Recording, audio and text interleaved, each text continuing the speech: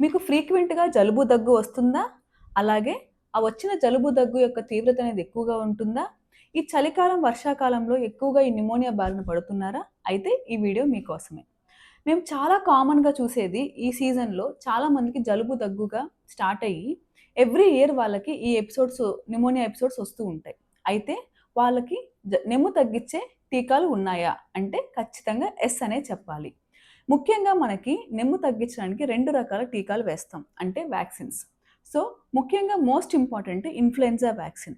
Influenza vaccine అనేది ఈ సీజన్‌లో వచ్చే సివియారిటీని తగ్గిస్తూ ఉంటుంది. సో, ఈ ఫ్లూ యొక్క తీవ్రత తగ్గాలంటే ఖచ్చితంగా ప్రతి సంవత్సరం ఆగస్టు మొదలుకొని ఈ సీజన్‌లో మనము ఇన్‌ఫ్లుయెన్జా వ్యాక్సిన్ ఒక డోస్ వేసుకోవడం చాలా ఇంపార్టెంట్.